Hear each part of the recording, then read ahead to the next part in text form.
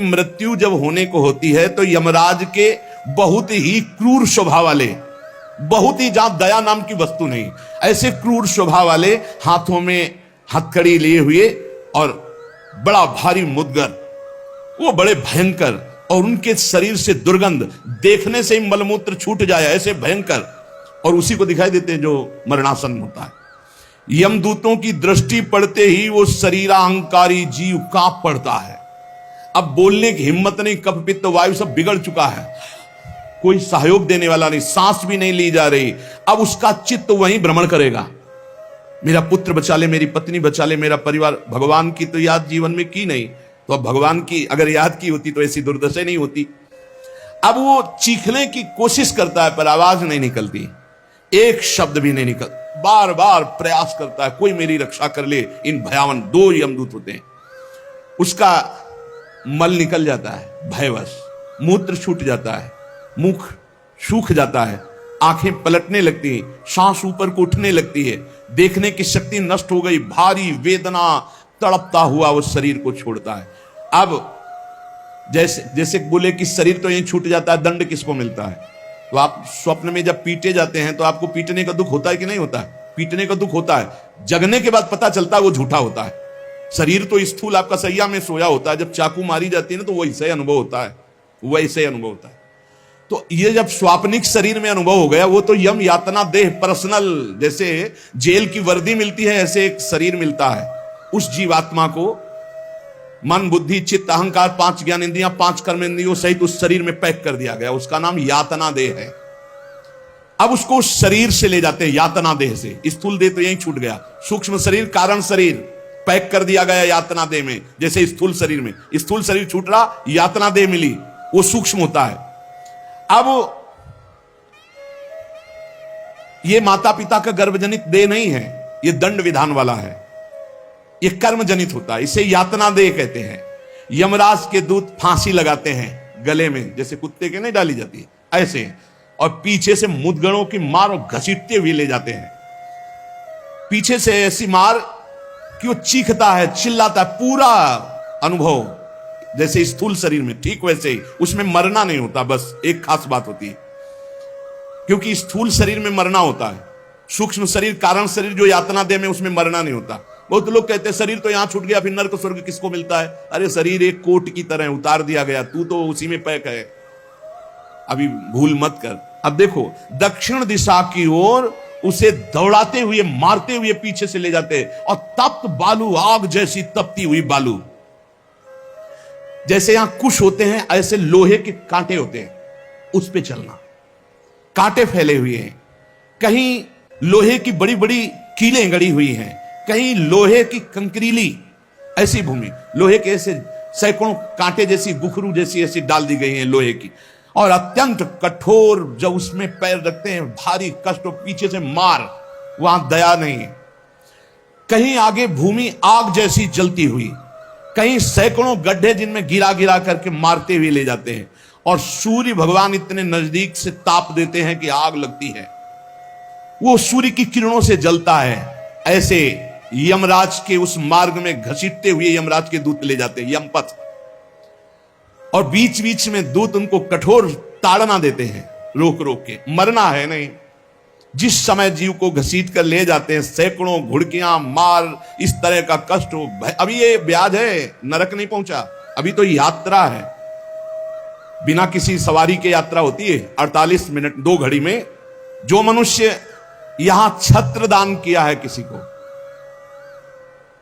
श्री जी को, बिहारी जी को, गुरुजनों को, आचार्य जनों को छत्र दान किया, तो जब वो जाता है तो ऊपर के ताप से बच सकता है, उसे वही छत्र मिलेगा। और जो किसी को पूज्य जनों को पादुकाएं दान की है, फिर उसको पादुका, अगर अन्न दान किया है तो रोक के भोजन, ये मोक्ष नहीं, कल्याण नहीं, दान पुण्य से नहीं होता, ध्यान दीजिए। हाँ, उस भारी संकट के समय में तुम्हें भोजन मिल जाएगा, पौशाला खोला पानी पिलाया तो तुम्हें पानी मिल जाएगा। और जो मूर्ख यहां आकर के ये सब नहीं किया तो जाना उसको भी यमपुरी है, भजन के बिना यमपुरी से नहीं बच सकते, दान पुण्य करके। अवश्य में भोक्तव्यम कृतम कर्म शुभा शुभम, इसीलिए समझ लो, सोचते हो कि हमने दान पुण्य कर दिया, हमारे लिए विमान आएगा परम पद का, जाना नरक ही पड़ेगा। बारी मथे घृत होए बरु सिकता ते बरु तेल, बिनु हरि भजन न भवतरी या सिद्धांत पेल। भजन के बिना नहीं, इसलिए कह राधा राधा राधा। अब इस प्रकार की यात्रा, अनेक प्रकार से कष्ट भोगता हुआ पाप पीड़ित जीव धर्मराज के नगर में पहुंचा। अब वहां सेकंड के कम हिस्से में हिसाब हो जाता है। ऐसा थोड़ा क्या नाम है, कहां से लाए हो, क्या क्या किया, ऐसा नहीं, एक सेकंड के कम हिस्से में तो बहुत ही लाइन लगी हुआ। यम यातना के शरीर में भारी कष्ट भोगता हुआ जीव दाह का अनुभव करता हुआ, कांपता हुआ, भयंकर वेदना से युक्त सामने खड़ा हुआ। देखते ही निर्णय हो गया। अब वहां से उसको उसके कर्म के अनुसार नरकों में ले जाया जाता है। जिसने यहां सूर्य भगवान को प्रातःकाल उठ करके जलांजलि दी है, पुत्र हैं भगवान यम, सूर्य पुत्र, जो अपने पुरखों का पिंडदान किया है, जो समय समय पर अपने पूज्य जनों को, गुरुजनों को, संतों को अपने घर में बुलाकर भोजन पवाया है, जो बुजुर्गों को तेल मालिश करके, जैसे उन्होंने हमें तेल मालिश करके पुष्ट किया, ऐसे वृद्ध माता पिता के जो चरण दबाना है, शरीर पर तेल लगाना है, उनके वस्त्र धो देना, उनको भोजन कराना है, उसको वहां थोड़ा आदर मिलता है। बैठो, खान पान, थोड़ा सुख सुविधाएं, नरक से नहीं बचोगे। भगवत भाव के बिना नरक से नहीं बचोगे। जो जो उसने सेवाएं की हैं, वो सेवाएं, आए हो नरक के मार्ग में तो थोड़ा तेल मालिश हो जाएगा, खवा पिया दे जाओगे, थोड़ा शीतल जल पीने को मिल गया, खान पान की विश्राम की व्यवस्था थोड़ी समय के लिए। अरे इसीलिए जय सीत हरिवंश नरक गति दो। ये जो अपने माता पिता को गाली देते हैं, जो मनमानी आचरण करते हैं ना, खूब अच्छे से तृप्त होते हैं। अब बात यह कि याद नहीं रहती ना, जैसे गर्भ की बात याद नहीं, यार गर्भ की बात याद आ जाए तो तुम भजन के सिवा कुछ नहीं करोगे। मरने की बात याद आ जाए कि पीछे जब मरे थे तो कितना कष्ट हुआ, मां के गर्भ में रहे कितना कष्ट हुआ, ऐसी जेल तो है ही नहीं मां के गर्भ जैसी। विचार करके देखो। अब वो मृतक जीव जो जो सुविधाएं दान की थी, वो उसे कुछ दिन के लिए वहां सैया मिल गई, भोजन मिल गया, विश्राम मिल गया। कुछ दिन के लिए भाई, बहुत होश में, दान पुण्य के भरोसे मत रहना। अब जब वो पुण्य खत्म हुआ उनका, तो यमदूत उनको साथ लेकर गए।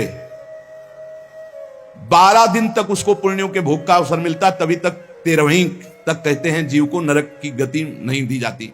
12 दिन तक उसको होगा कोई विश्रामालय, उसमें रखा जाता है।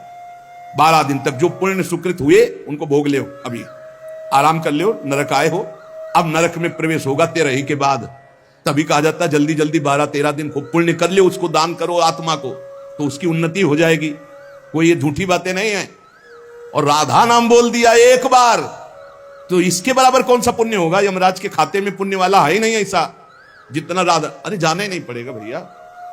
राधा नाम जिसकी जिह्वा से निकाल, अनुल्लिख्यानंतान तदपराधान मधुपति। इसीलिए तो गरज कर कहते हैं, अब जिनको नरक भोगना है वो नहीं सुनेंगे भगवान नाम महिमा, भगवान नाम जप नहीं करेंगे। 12 दिन के बाद, 12 दिन तक वो अपने घर के वालों के दिए हुए पुण्य आदि जो उसको भोगता है। फिर जब पिंडदान हो जाता है 13वीं, तब तत्र यद बांधवस्तोयम प्रेक्षन्ति तिलैः सह यच्च पिंडम प्रेक्षन्ति नियमानस्तदनुते तैलाभ्यांगो बांधवानां मंग संवाहनम च यत् तेन चाप्याप्यते जंतुर यच्चास्नन्ति सुबांधवाः। जब शरीर छूटता है उस समय से बहुत होश में रहो, सब कुछ मिलेगा उसको। जीवात्मा जो छाती के पास बैठ के ले, नाक बहा रहे हैं, आंस बहा रहे हैं, यही पीने को मिलेगा उसको। बहुत होश में, राधा राधा। कम जिंदगी में वो नहीं जपा तो तुम तो कीर्तन कर ले, वो मिलेगा फल उसको। 12-13 दिन का ऐसा हिसाब रखा जाता है कि बांधोजन परिवार के, लेकिन भजन नहीं करेंगे, रोना धोना। मृत्यु से 12 दिन बीतने के पश्चात यमपुरी को खींच कर ले जाया जाता है उस जीव को।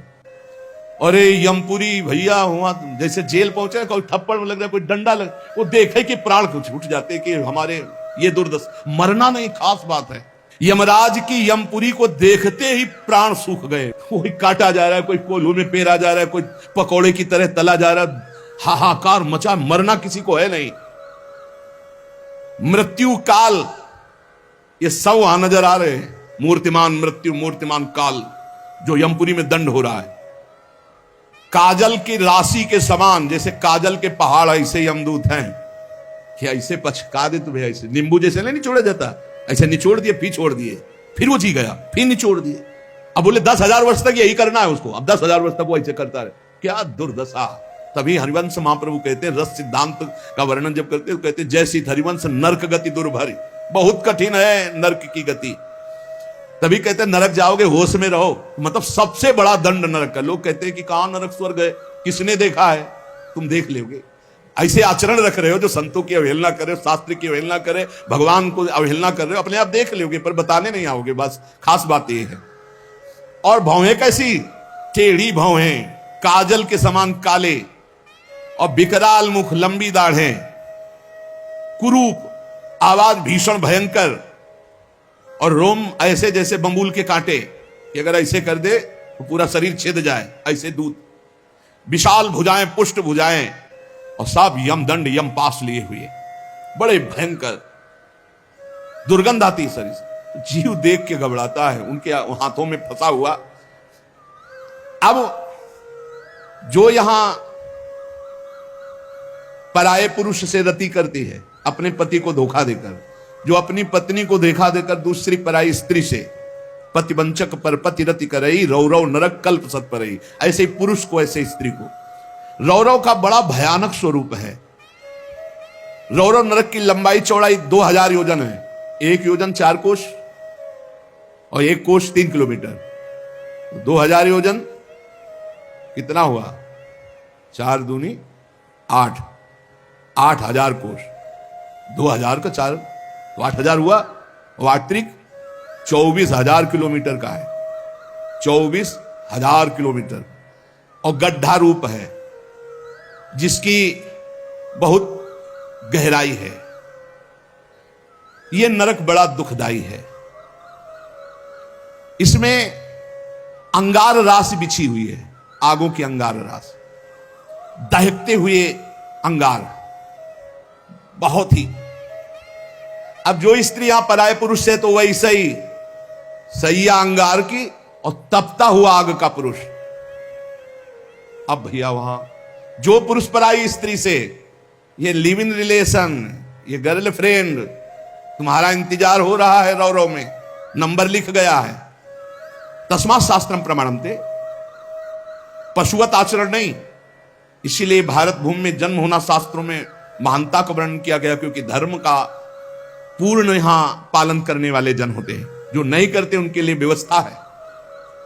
अब उसके भीतर यमराज के दूत उस पापी जीवात्मा को, अब वहां स्त्री पुरुष तो है नहीं, वो तो शरीर पहले ही छूट गया। अब यातना देह, जेल की वर्दी, यातना देह नरक की वर्दी, धधकती आग में वो जल रहा है, चीख रहा है, पग पग पर भून भून कर गिर रहा है, न मूर्छा न मरण, रात दिन चीखता रहता है, जलता रहता है। दौड़ना है 28,000 किलोमीटर, बस उसी में आनंद लीजिए। कितने दिन? बोले सहस्त्रों वर्ष, 1-2 वर्ष नहीं, सहस्त्रों वर्ष। ऐसे पापियों की शुद्धि नरक में की जाती है। फिर जब वहां से निकलते हैं तो कीड़े मकूड़े, पतंगे, हिंसक जीव, मच्छर, वृक्ष, ऐसी योनियों को प्राप्त होते हैं पापी जीव। या मनुष्य योनि में आए पाप बहुत नष्ट हो गए, वहां तो यहां कुबड़ा नाटा, बड़े घृणित शरीर वाले। जो अवशिष्ट पाप बचते हैं थोड़े, आप कहोगे नरक भोगने के बाद भी अवशिष्ट बचे कि हां, जैसे यहां किसी को सजा दी जाती, 20 साल की सजा, 1 लाख रुपया जुर्माना। अरे जब जेल ही दे दी तो जुर्माना का? बोले नहीं, जुर्माना है। तो जो जुर्माना हुआ उसका ये दंड है मृत्यु लोक में, समझ लो। यदि लोग प्रश्न कर देते, हमें समझ में नहीं आता, जब नरक भोग लिया तो फिर यहां क्यों भोगना पड़ता है? तो तुम्हारी समझ में नहीं आता, जब 20 साल की सजा दे दी, 1 लाख जुर्माना रख दिया, वो जुर्माना ये मनुष्य से भजन कर ले हो, नहीं तुम्हारी दलीलें काम नहीं आएंगी।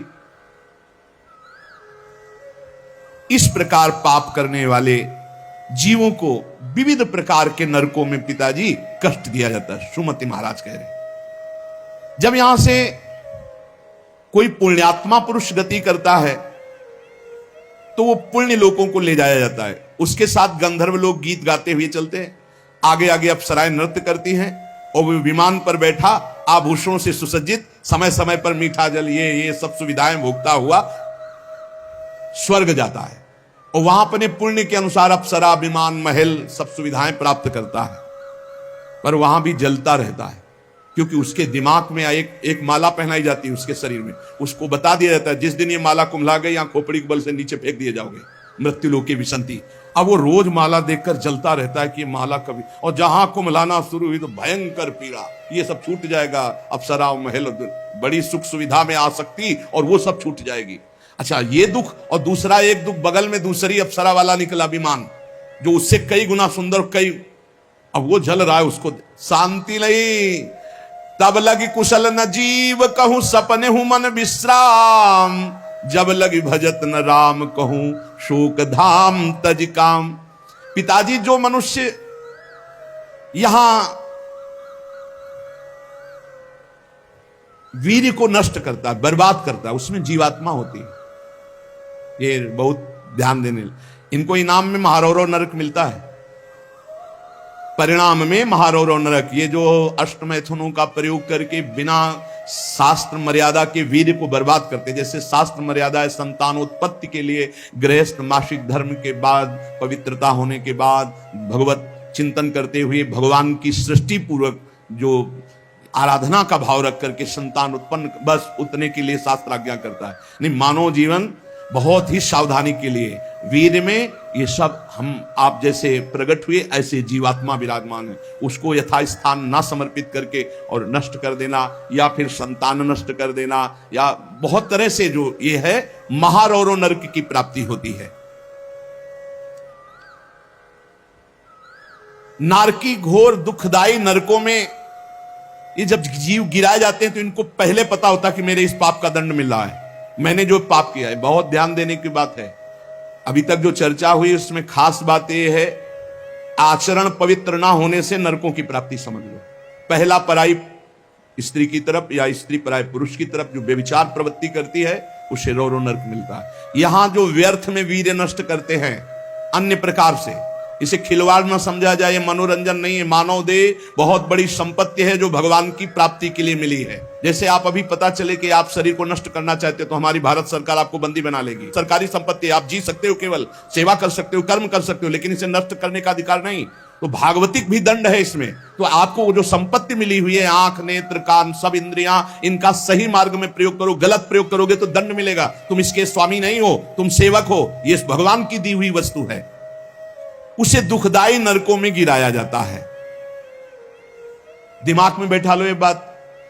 व्यर्थ में ब्रह्मचर्य को नष्ट करना, व्यर्थ में ये पाप जनित कार्य करना, महारौरव नरक में जाने का पूरा तैयारी कर रहे हो। ये अज्ञान की बात नहीं, भगवान की कृपा से सत्संग सुनने को मिल रहा है, शास्त्र सम्मत। तो डरो, डर करके अपना सुधार करो। ऐसा नहीं कि आप कोई नहीं देख रहा, आपके मन में जो आया आप वो कर रहे हैं, नहीं, आपको इसका दंड मिलेगा, एक एक सेकंड का दंड मिलेगा। यमदूतों द्वारा घसीट घसीट कर ले जाए गए उस महान रौरव नरक में एक घंटी यंत्र की तरह, उसमें बड़े बड़े कांटे ऐसे हैं जैसे खजूर के, वो घूमता हुआ है। इसका विस्तार 12,000 योजन है। बरचौक 48,000 कोष, 12,000 योजन। तांबे की सी तपती हुई, धधकती हुई भूमि, और उसमें बिजली जैसा यंत्र घूमने, और बड़े बड़े खजूर जैसे कांटे, और ऊपर से उसमें फेंक दिया। तड़पता है ऐसे, बस उसी में तड़पते घूमते रहो। अरे बड़ा कष्ट में, वहां मरना नहीं है, तो वहां पूरा खेल बहुत कष्ट का है। नीचे से धधकती आग, ऊपर से राउंड करने वाला बिजली का जैसे झूला, और उसमें बड़े बड़े कांटे। अब फेंक दिया गया, और तड़प कर दूसरी तरफ गिरता है तो कांटे कांटे कांटे, नीचे गिरता है तो आग, फिर उठाकर उसके होश में मनमानी आचरण नहीं। यमदूत उसके हाथ पैर बांध देते हैं, फिर उसमें डालते हैं। इसी महारौरव नरक में एक स्थान, उसी 12,000 योजन वाले में, कौआ, बगुला, बिच्छू, मच्छर, गिद्ध, और इन सबकी चोंचे, पूंछ सब लोहे की जैसी, वज्र जैसी कठोर, उसे नोचवाया जाता है। किसको?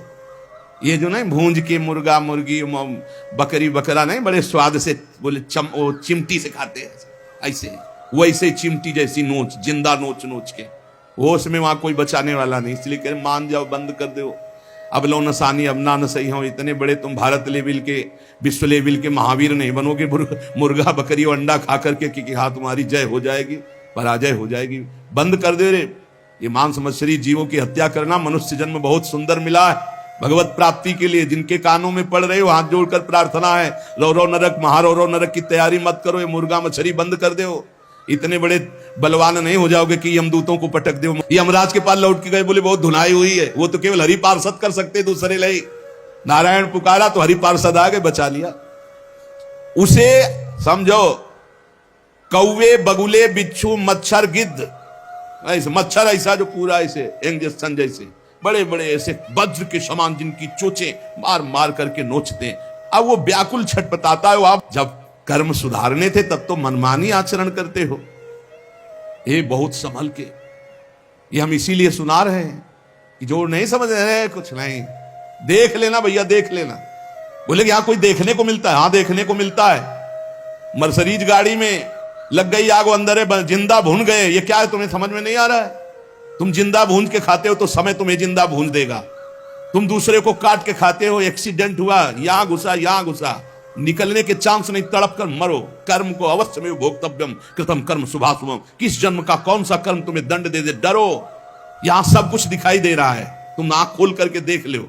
एक बेटा है जो जीवन भर सुख देता है, एक बेटा है जो जीवन भर दुख देता है। एक पत्नी है जो देखते ही हृदय आनंदित हो जाए घर में जाते, और एक है कि देखते ही जलकर भून जाओ। एक पति है जो पूरे जीवन सुख देता है, एक है कि जीना मुश्किल। ये सब कर्मों का फल भोगना पड़ता है। अब दूषित बुद्धि के कारण जो जो पाप किया, 10 करोड़ वर्ष दूसरों का मांस खाने वाले के ये गिद्धादि नोच नोच के खाते, मरना वहां है नहीं। खा गए फिर मांसुदय, फिर खा गए फिर मांसुदय, होश में। अरे कुछ ना भैया, नमक रोटी खाओ, संयम से रहो तो बढ़िया बल आ जाएगा। शरीर में बल को तो तुम नष्ट कर रहे, ऊपर से डालने से क्या होगा? पक्का कहते हैं अगर आप 10 वर्ष ब्रह्मचर्य रहो तो तुम्हारे अंदर ऐसी सामर्थ्य आ जाएगी कि क्या करूं, कहां कौन सी मेहनत करूं, ऐसा तुम्हारे अंदर आने लगेगा। बचपन से ही धर्म विरुद्ध आचरण। अरे इंद्रियों को वश में करने के लिए मुर्गा मछली वाली ताकत थोड़ी चाहिए, पवित्रता की ताकत चाहिए। ये मन के गुलाम, इंद्रियों के गुलाम पाप कर 10 करोड़ वर्ष भोगने पर फिर उसको मनुष्य लोक में भेजा जाता है। और फिर कैसे भेजा? मुर्गा बना के। फिर वो चाकू, समझ रहे ना, जिसको तुमने काटा था, फिर बहुत बड़ा। इसीलिए कहा गया, सेवक जी महाराज करें, संस्कृति मान बरियाय के पायो मानुष दे वृथाकत पाए। अरे संस्कृति चक्र को रोक के भगवान कृपा करके तुम्हें मनुष्य दे दिए। और सत्संग भी सुना रहे कि हमें पता नहीं था, तो आप पाप कर्म करना बंद कर दो। देखो कैसे घृणित पदार्थ खाते। अंडे में क्या भरा है, कितना दलित दूध। हाँ बोले हम बलवान बन रहे, विटामिन पी रहे हैं। क्या करें? हाँ मतलब गजब, उल्टी हो जाए देख के। अंडे में जो भरा है उल्टी हो जाए देख के। कर्म काल तुम्हें दंड देगा। मान लो जीवों के प्रति दया का भाव सबसे बड़ा धर्म है। परहित सरिस धर्म नहीं, जीवे दया, जीव पर दया करो। ये जो अपराध कर रहे हो, अरे भाई एक एक जैसे चबेना चबाते ना, ऐसे मछली चावल खाते। जिंदे खाएंगे यमदूत वहां। ये सब यमदूते हैं जो बड़ी बड़ी चोच वाले। अब महारौरव के कष्ट को कैसे तुम्हें बताए। उसी के बगल में है शिवातम नामक एक नरक, जहां भीषण सर्दी ही सर्दी है। इधर जलता हुआ और घूमता चक्र ऐसे, फिर बगल में ही एक गिद्ध हो, ये सब। और उसके बगल में शिवातम नामक नरक, रौरव नरक के बराबर में ही है। घोर अंधकार, भीषण सर्दी और दम घुटने वाली गैस। अरे ऐसे ऐसे नरकों का वर्णन पूरा तो आज हो ही नहीं सकता है, केवल वानगी भर दे रहे हैं तुम्हें। घोर अंधकार, भीषण सर्दी और जहरीली गैस, शिवातम नामक नरक। अब वहां छोड़ दिया गया। अब वो कांपते हैं, सांस लेने में वो जहरीली गैस उनकी दम, मरना वहां है नहीं, और सब अंधेरा है, सब एक दूसरे को ऊपर। और ये वहां इतनी सर्दी की दांत कटकटाते हैं, भूख प्यास अन्य उपद्रव, इसके साथ ऐसी वायु चलती है कि बड़े बड़े ओला, फूट जाए शरीर। भयंकर हड्डियां चर चर टूटती हैं, ऐसे ईंट की तरह ओला गिरते हैं, मज्जा रक्त बह रहा है, अंधेरा, भीषण गैस, वो प्राण लेने वाली, क्षुधातुर मनुष्य एक दूसरे को खा रहे हैं वहां नरक में। शिवातम नामक नरक, महान कष्ट भोगते हैं ये निकृष्ट पुरुष जो दूसरे के बच्चे का अपहरण करके ले आते, जैसे ने दूसरे आदमी का चोरी करना, हिंसा करना, मार कर, ये सब इस नरक को प्राप्त होते हैं। डरो, यही डर ही डर हरिवंश हित जिनो भ्रमय गुण सलिल पर जी नामन मंगल लोक त्युस्वर। ये छोटे छोटे पशु पक्षियों को तुम मार कर खाते हो, दूसरों के धन का अपहरण करते हो, अस्त्र शस्त्र लेकर किसी दुकान में घुस गए, उसको मार दिया, काट दिया, उसकी संपत्ति छीन लाए, ले लो, तुम्हारा ये स्वागत होगा। शिवातम नामक नरक में डाले जाओगे, जहां केवल अंधकार, भीषण सर्दी, ओला की वर्षा और दम घुटने वाली गैस, हजारों हजारों वर्ष वहां तुम्हें भोगना होगा। इसी के बगल में है निकृंतन नामक नरक। इसमें कुम्हार की चाक की तरह पूरा नरक घूमता रहता बड़ी रफ्तार से। ये थोड़ी देर रफ्तार वाले में किसी यंत्र में बैठ के देखना, बहुत रफ्तार से जो घूम रहा हो, चक्र की भांति निरंतर घूमता रहता है। और यमराज के दूत कोड़ा लिए खड़े रहते हैं, और जैसे उसके सामने आए तो इधर मारा चप से, और वो घूम के सर से वो उधर मारा उधर, चारों तरफ कोड़े की मार, और उस यंत्र अब वो उल्टी करता है, भयंकर भय लग रहा है, उसी में घुमाया जाता है। कुम्हार की चाक के समान चक्र की तरह निरंतर घूमता रहता है। यम दूत पापी के ऊपर कोड़ों की वार करते रहते हैं। शरीर पूरा मस्तक तक रक्तमय हो जाता है कोड़ों की मार्ग से, रफ्तार से वो घूमता है, प्राण निकलना नहीं है, सब चिथड़ा उड़ जाता है कोड़ों, और सब मरना वहां है नहीं, बहुत कष्ट भोगना पड़ता है। यहां जो शराब पीते हैं, शराब पी करके अपने पूज्य जनों का अपमान करते हैं, नहीं, उनको पृथ्वी घूमती नजर आती है शराब पीने वाले, उसी में डाले जाओगे। नरक वैसे ही बना है तुम्हारे लिए व्यवस्था। जो बड़े पूज्य जनों का अपमान करते हैं, गाली गलौज, मदिरा पीना महापाप है, ऐसा हमारा शास्त्र कहता, मान लो।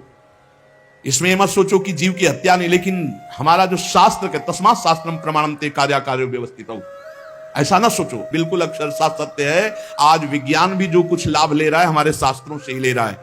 विज्ञान भी शास्त्र का अनुसरण ही करता है। एक बहुत बड़े वैज्ञानिक आए थे अपने भारत के, उन्होंने यही बताया कि जहां से मेरा विज्ञान समाप्त होता है वहां से आपका अध्यात्म प्रारंभ होता है, इसलिए मैं दर्शन करने आया हूं आपके। जब तक शरीर के पापों का नाश नहीं हो जाता, इस अप्रतिष्ठित नामक नरक में बड़ा असह्य दुख भोगना पड़ता है। ये शराब पीना, ये बुजुर्गों का अपमान करना, दूसरों की हिंसा करना, अत्याचार करना, ये बंद कर दो। ये तुम्हें तमोगुणी राक्षसी बुद्धि प्रदान करती है, इसलिए निषेध किया गया है। मनुष्य हजारों वर्षों तक इन यंत्रों को भोग करके जब पवित्र होता है, तब फिर उसको फिर यहां मृत्यु लोक में जन्म दिया जाता है। एक अस्पत्रवन नामक नरक है। ये 1000 योजन तक की लंबी भूमिका है। बड़े बड़े तलवार जैसे इसमें है पत्ते, तलवार जैसे मजबूत। 1000 योजन, ऐसे समझो एक वृक्ष है 1000 योजन, और ऊपर से फेंके जाते हैं पापी, कई टुकड़े होकर नीचे गिरे, फिर उठा के फिर फेंके, यही क्रिया चलती रहती है। सूर्य की ऊपर से प्रचंड गर्मी, नीचे से जलता हुआ दाह, और बीच में तलवार जैसे ऐसे यंत्र, उनमें फेंका जाता है अस्पत्रवन, तलवार की तीखी धार के समान। और जो आसपास जगह है उसमें बलवान कुत्ते रखे जाते हैं, जो 10,000 की संख्या में एक साथ, जो जीव फेंका गया, कटा, नीचे गिरा तो शरीर पूरा हुआ तो कुत्ते नोचने लगे। होश में हो जाओ, बहुत भयावह है। और उनके मुख दाढ़े भी बड़ी लंबी लंबी कुत्तों की, व्याघ्रों के समान, इसलिए वो हाय हाय चिल्लाता है, वहां कोई बचाने वाला नहीं मिलता। इस अस्पत्रवन नामक नरक में बहुत दुख दिया जाता है। बार बार आहत होकर के नीचे गिरे तो अंगार, अगर थोड़ी देर शरीर बचा रहे तो कुत्ते नोच रहे, फिर उठाकर फिर उसमें डाला गया। एक भयंकर तप्त कुंभ नामक नरक है, जिसमें तेल खौलाया हुआ है, पकौड़ा की तरह पकाए जाते हैं। पुत्र सुमति ने कहा, पिताजी मैंने इन सब नरकों को भोगा है और मुझे 10,000 जन्म की स्मृति प्राप्त है, इसलिए मैं यथावत देख के कह रहा हूं। आज के 7वें जन्म पहले मैं एक वैश्य कुल में उत्पन्न हुआ था, और मुझे अपने कुल की सेवा मिली हुई थी। जो एक दिन मैं व्यापार से जा रहा था तो कुछ गौएं पानी पीने जा रही थी, मैंने उन गौओं का विरोध कर दिया और गौओं को पानी पीने नहीं दिया। उसके अपराध से मुझे अत्यंत भयंकर नरक में डाला गया था, जहां आग की लपटे जैसी गर्मी थी और बूंद पानी नहीं। कई हजार वर्ष वो नरक भोगना पड़ा था एक अपराध का। जो पापी यहां इस पशुओं को काट करके उनका खून पीते हैं, उन पापियों को कोल्हू में पेरा जाता। मैंने वहां देखा, कोल्हू में जैसे गन्ना पेरा जाता है, नीचे खून की कीचड़ जमी होती। दुष्कर्मियां चिल्ला रहे, उनको कोल्हू में पेरा गया। धीरे धीरे आराम से पेरा जा रहा, बाहर निकले फिर पूरा जीवित, फिर पेरा जा रहा है। हाहाकार ही हाहाकार वहां सुनाई देता है। मुझे तो सिर्फ दिखाया गया था, इस अपराध के कारण मैंने नरक देखा। बड़ी पीड़ा, बड़ा संतप्त, बड़ी जलन। तप्त बालुक, तप्त कुंभ, कितने तुम्हें नरकों का वर्णन बताएं। पिताजी, जीवों को यदि आनंद लेना है तो यहां भगवान का भजन कर लो, धर्म से चल ले। ये मत समझो कि यहां तुम आयो स्वतंत्र हो, जो चाहो कर लो। नहीं नहीं, बंधन है बंधन। आप किसी की नजर में हो, हर समय आपके ऊपर सीसी कैमरा लगा हुआ है। आप एक एक चेष्टा जो कर रहे हो उसका आपको दंड या सुकृत पुरस्कार मिलेगा। और अगर भजन कर लेंगे तो भगवान की प्राप्ति होगी। जो भगवान का नाम जपते हैं, भगवान के आश्रित हैं, तो भगवान ने कहा अभी जो भी हो गया चिंता मत करो, पीछे जो हो गया सब राधा राधा। भगवान के वचन कभी मिथ्या नहीं होते। श्री भगवान ने कहा है, सर्वधर्मान परित्यज्य मामेकम शरणं व्रज, अहम त्वाम सर्व पापेभ्यो मोक्षयिष्यामि मा शुचा। मैं सब पापों से मुक्त कर दूंगा। भगवान की शरण में होके खूब नाम जप करो। लेकिन ये जो गंदी बातें हैं, मत देखो, मत बोलो, मत सोचो, मत करो, नहीं, ये बाधा पहुंचा देंगी। एक ब्रह्मज्ञानी महात्मा सुमति पूर्व में शिष्य बना करके प्रमाद स्थिति को प्राप्त होने के कारण एक जन्म और लेना पड़ा। इसलिए छोटी छोटी गलती में चूक हो जाती, फिर भयानक पापाचरण रूपी गलती करके कौन भगवत प्राप्ति कर पाएगा। इसलिए सावधान, नाम जप करो, कोई पाप कर्म ना होने पावे। शास्त्र का स्वाध्याय करो, जिससे तुम्हें पता चलेगा कौन सा पाप कर्म है और कौन सा शुभ कर्म है, और कौन सा ऐसा कर्म है जो शुभ अशुभ दोनों को विध्वंस करके भगवत प्राप्ति कराता है। खूब नाम जप करो, भगवान की शरण में रहो, वो सारे पाप नष्ट कर देंगे, तुम्हें भोगना नहीं पड़ेगा। पर आगे सावधान रहो, पाप उसी के नष्ट होते हैं जो अबलो नसानी अबना नसई हो। आज तक किया, आगे नहीं करूंगा, वही पवित्र होता है। तो ये संकल्प लो, ये नियम लो, ये भगवान से प्रार्थना करो कि हमारे द्वारा किसी का अहित न हो, किसी का अमंगल न हो। हर जीव जीना चाहता है, हर जीव सुखी होना चाहता है। तुम उन्हीं जीवों को दुख देकर कैसे सुखी हो सकते हो। इसलिए सावधान, अपनी जीव को संभालो, अपनी जनेंद्री को संभालो, अपनी बुद्धि को संभालो। खूब नाम जप करो। शेष चर्चा आगे। श्री राधा वल्लभ लाल की।